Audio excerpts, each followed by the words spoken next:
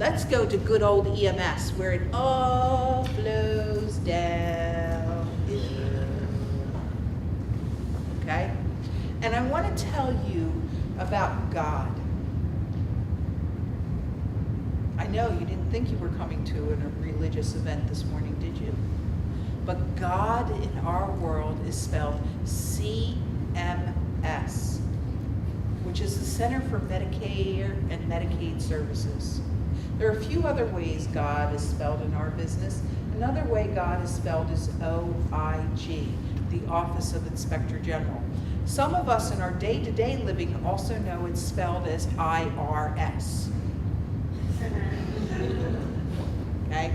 So CMS, what happens is the law is written, passed by Congress, and CMS implements the laws and monitors them and interprets them in their manuals and so forth. But the law is actually written and passed by Congress, so that's why you'll see laws published in the Federal Register, which is where anything that impacts ambulance is written. It goes in the Federal Register, and then CMS interprets it. So CMS has a national payment policy, and what it says is Medicare covers ambulance services only if furnished to a beneficiary whose medical condition at the time of transport is such that transport by any other means would endanger the patient's health. A patient whose condition permits transport in any vehicle other than an ambulance does not qualify for Medicare payment. They also say payment for ambulance depends on the patient's condition at the actual time of transport, regardless of the patient's diagnosis. This is one that trips up providers, because why is the patient in an ambulance? Well, they have pneumonia. Really? That's a diagnosis. That's not a reason for being in an ambulance. Why is the patient in an ambulance? They're ESRD, end-stage renal disease. That's a diagnosis. There's CHF, congestive heart failure. All those are diagnoses. They have cancer. That we are prohibited from diagnosing patients. There's no MD or DO after most field providers' names. We can't diagnose a patient. So what is it about the patient's condition? So let's take that cancer patient, for example. And that cancer patient might require special positioning because they're in extreme pain due to the bone cancer. So the pain is the reason they're in the ambulance. They can't be transported unless they're positioned in a certain way. It is not the cancer. The pain is a result of the cancer, but it's not the cancer. So the diagnosis that the patient has is cancer, but that's not why they need you. And to be deemed medically necessary for payment, the patient must require both the transportation and the level of service provided. This is the nitty-gritty. This is the bottom line of what has to be in documentation. And finally, I think they're crystal clear in telling us what's needed. And usually I don't say that about things that come from Medicare or Medicaid.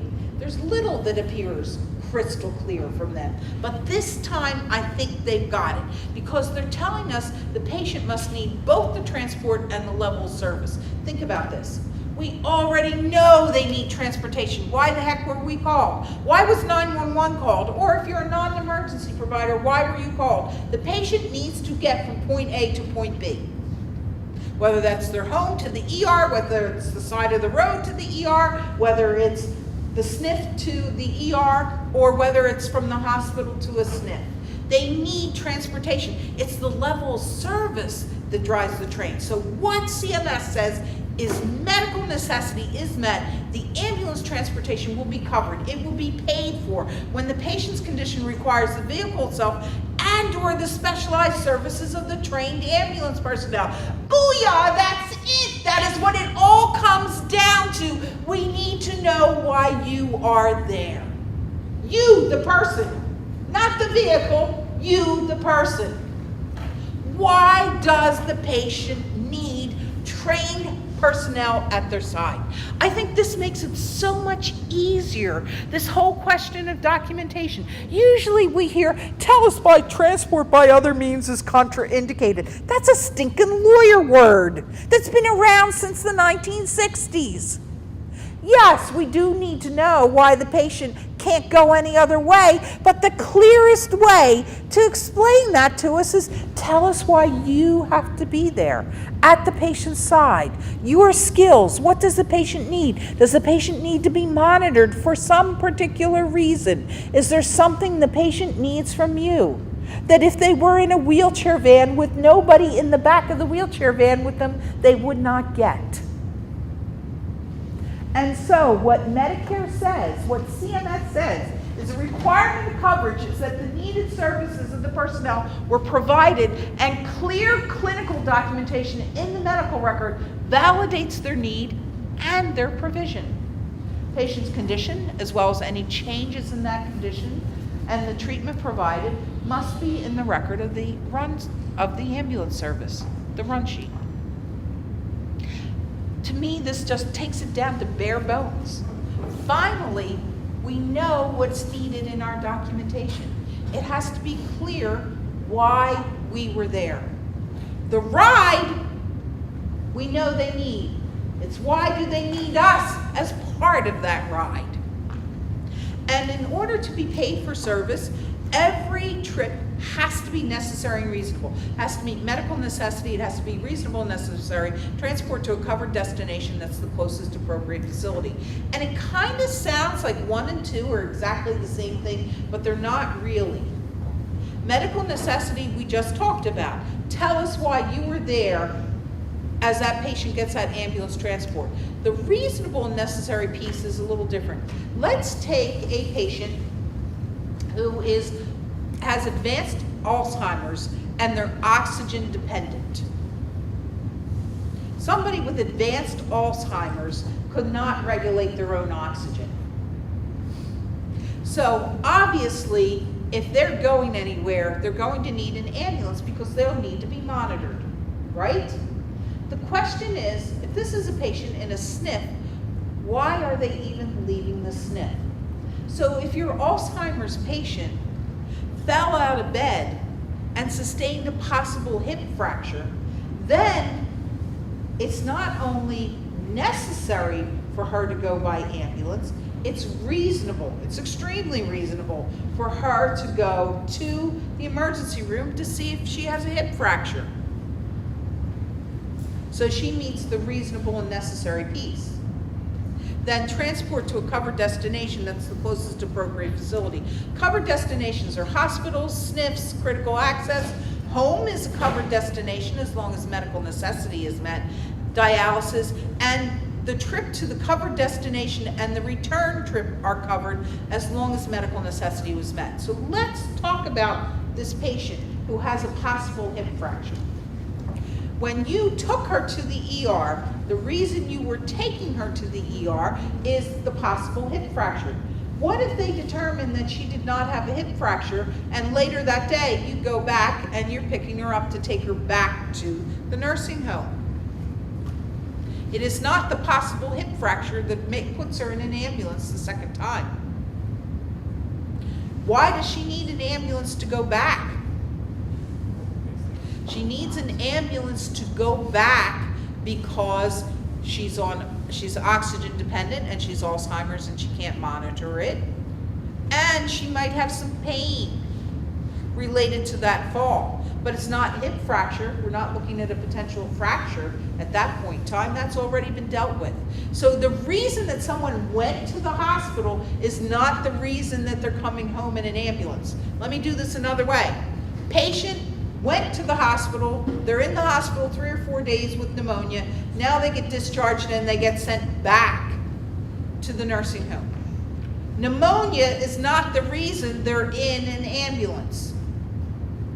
Pneumonia was why they were in the hospital, not the reason they're in your ambulance going back home. So you have to look at what's going on with this patient. Maybe this patient is extremely weak, is on oxygen, that because of their extreme weakness post-pneumonia, they cannot handle it themselves and they need you there. Or maybe they can't, they're a fall risk. So you look at the total picture of what's going on, but whatever sent them to the hospital is not the reason they're coming in an ambulance when they go back. And this is a common thing that we see in documentation that comes back to haunt providers. Okay.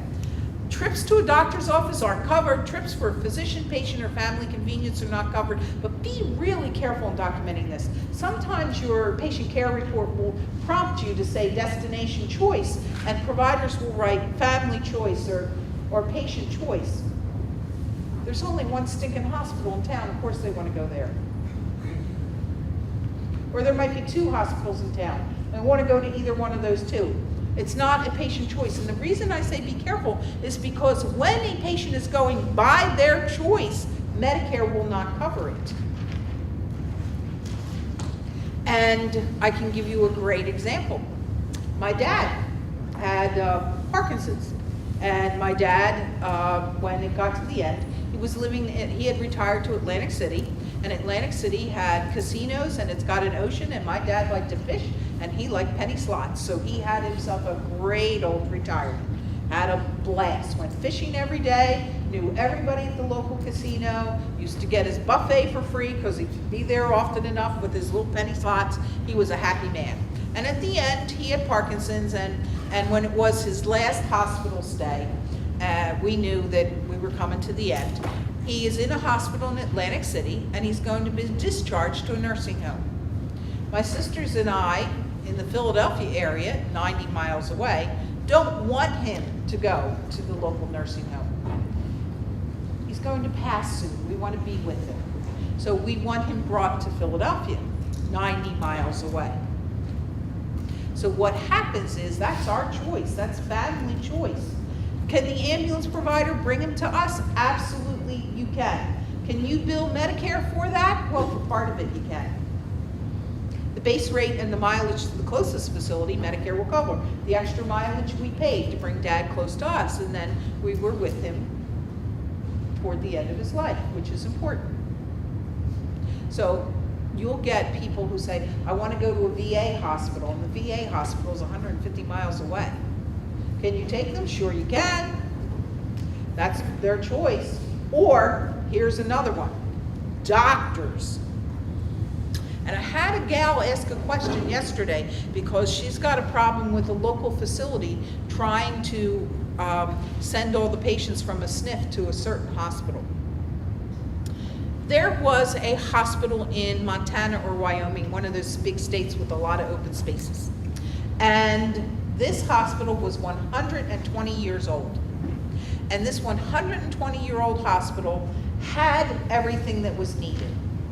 Needed a neurosurgeon, it had them. If you needed bone surgery, it had orthopedic surgeons. It had a cancer treatment center. It had all the stuff. It was just old, really old. So a group of doctors get together, they raise some money, and they build themselves, I mean, a brand spanking, shiny hospital about 15 or 20 miles down the road. In Montana and Wyoming, 15, 20 miles is nothing. That's like a hop, skip, and a jump because it's wide open and their posted mileage is 70 miles per hour on the highway. So you can be there in no time. What the doctors start doing is they tell patients, come on over. We're pretty and we're shiny and we're new and we got better food. Come on down, come on down, come on down, like Bob Barker used to say. Come on down. So patients started, if 911 showed up, or if it was not an emergency, what did patients say? My doctor said, go there to the new hospital. And they went. And the ambulance company starts sending them bills for mileage. The difference between the closest appropriate facility and this 15 or 20 miles away. And patients started flipping out. Like, but my doctor said.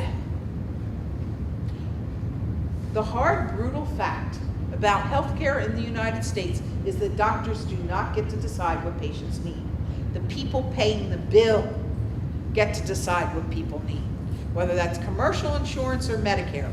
And so Medicare says, I know it's an old building, but it's got everything you need. You go there, you can go to the one down the street. We're just not paying to get you there. The extra mileage becomes patient responsibility. So that's why that issue of physician convenience, patient choice, family choice becomes important. And yes, ma'am. So where's the continuity of care? You've got, you go by bypassing one facility and go to where another facility. So continuity of care is not a Medicare issue or a payer issue. As far as they're concerned, the continuity of care can be provided by any physician, any qualified hospital, anybody, anywhere. However, let's take a special situation. I'll use my son. My son is on the transplant list, and when a donor kidney becomes available, he will go to the transplant center. He will go to the transplant center because not every hospital offers transplant services. There's a lot of hospitals in the Philadelphia area, but they don't all offer kidney transplant services. So he will go there. If it was an emergency with his kidney, he would go to the transplant hospital, okay? What if your patient had your patient's in a motorcycle accident? They have a terrible crush injury of the leg and they're bleeding out. They're going to the place that has a vascular surgeon. Not everybody has a vascular surgeon who can do that. So whatever hospital has a vascular surgeon becomes the closest appropriate facility. Do you want to be where your doctor has admitting privileges? Of course you do. Do you want to be where your records have been because you've gone there? Of course you do. But as far as payment purposes go, the payers will pay for the transport to the closest appropriate facility. You can go further, and in an emergency situation, you're probably not going to go further. You're going to go to where the patient needs to be. You're going to go to the trauma center. I'm an optimist. Here, let me make it all better in here, so you don't have that problem, okay? You are going to go to the closest place to take care of the patient. But this is a challenge because we have all these networks and we have all these, as people like merge and health systems become like big motherships of health services. Medicare doesn't care about any of that. And Medicare pays the biggest chunk of the bill. They care that it's the closest appropriate. You can go further, but that difference in mileage becomes patient responsibility. Now, here's my next piece of advice. Do not borrow trouble. If you're the field provider, do you know what your job is? To document appropriately, to document objectively, to give the billing department the information to make the decision. Don't borrow trouble. And you get asked, I know you have this challenge come up with patients sometimes, they worry about the bill and they want to go places. When it's a non-emergency situation, that's a discussion that can be better had. In an emergency situation, you're going to the closest appropriate facility. But let me give you a little cushion, okay? Something that'll make you feel better about what's going on. And that is this one. I'll come back. I know I skipped a couple, but I'll come back. This is what Medicare calls the locality rule. So this is a map of downtown Philadelphia. And in downtown Philadelphia, we're the 5th largest city in the country. We've got hospitals and medical universities everywhere. I mean, you trip over them. In our city streets, there are more people in scrubs walking around at lunchtime than anything else, right? So big medical centers. And 2 of the biggest are the University of Pennsylvania, which is Hospital B. And it is at 38th Street. And it's good it's a numbered street because this helps make sense for the purposes of this discussion. University of Pennsylvania at 38th and Spruce is Hospital B. Thomas Jefferson University is Hospital A. They are at 11th and Walnut. So 11th Street to 38th Street actually encompasses a few miles, 3 or 4 miles. So there's some distance between them. And what they are is the same thing. They are, okay, thank you. They are very, each of them have cancer centers, orthopedic centers, all those other things are there. And as a result, they're very competitive with each other. If you had a patient around South Street, see South in your lower right-hand corner? Doesn't it look like Hospital A is the closest facility there? Actually, so is Hospital B. Patients can go to either hospital, even though there's a few miles difference, and they're both considered the closest appropriate facility. And the reason is what Medicare calls the locality rule. 2 or more facilities meet the destination requirements, and they can both treat the patient appropriately, and the locality of each facility encompasses the place where the transport began, then full mileage to either one of these is covered. So basically, if I looked at South Street, and South Street is zip code 19106, and I called Jefferson and I said, hey, how many of your patients come from 19106? They would say, oh, we get about 10, 12% of our patients. If I called Penn and I said to them, how many of your patients come from 19106? They'd say, oh, we get about 9% of our patients from there. Both of them are drawing patients from that area. In that whole section of Center City, Philadelphia, they are all drawing patients. There's Hahnemann University, Temple's a little bit further up. All of them are drawing patients. So that locality rule, when you are 2 hospitals that are like here and here, 3 hospitals, 4 hospitals, but they're all routinely drawing from that city, from that parish, from your area, then the mileage is covered. But when I'm talking about going to a VA hospital that's 150 miles away, that's not covered. Does that make it a little more comfortable for you? Okay, all right. Now, Medicare has a list of what covers medical necessity, and it says patient had to be transported due to an emergency, they had to be restrained, they were in shock, they needed oxygen in an emergency situation, they had to be immobile because of a possible fracture, they had an acute stroke or an MI, or they experienced severe hemorrhaging. All of those are good reasons for transport, but as we know, that's not the whole picture of what goes on. Maybe your patient had a condition that required he may only be moved by stretcher, or a condition that made him bed confined, like this poor soul. Now, bed confined has a definition, and Medicare says if your patient is bed confined, and that's why they're in an ambulance, this entire thing has to be documented. The whole definition. And that is unable to get up from bed without assistance, unable to ambulate, and unable to sit in a chair or a wheelchair. If they meet bed confined, it has to be there. It doesn't mean bed rest, doesn't mean bed bound, it doesn't mean non-ambulatory. And it's not meant to be the sole criteria to decide what's going on. So, what about oxygen? Well, oxygen's a funky one, because oxygen is used in an emergency all the time, but in a non-emergency situation, there better be a good reason that an EMT has to be there, because think about it. If you go to Walmart on Saturday, how many people have oxygen in the cart that they're pushing around or riding the scooter?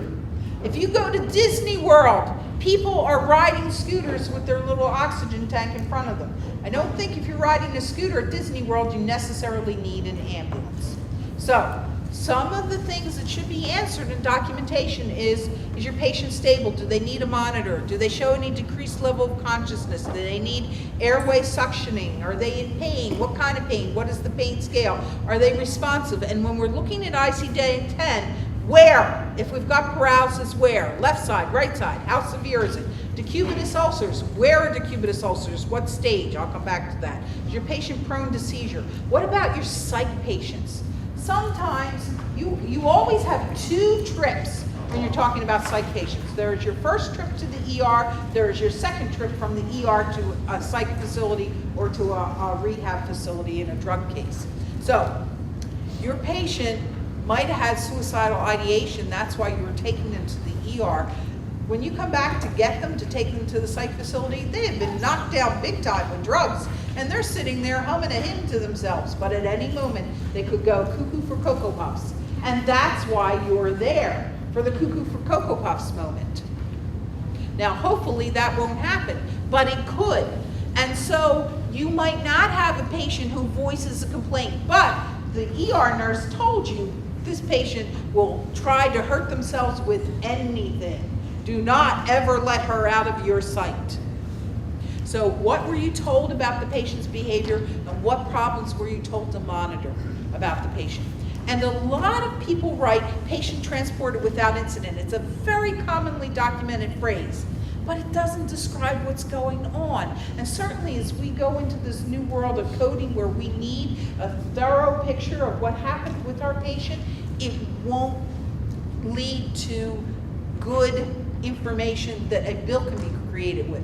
Or even worse, it'll end up with a document having to come back to you again. Or maybe a bill getting sent to your patient that didn't need to be sent to the patient.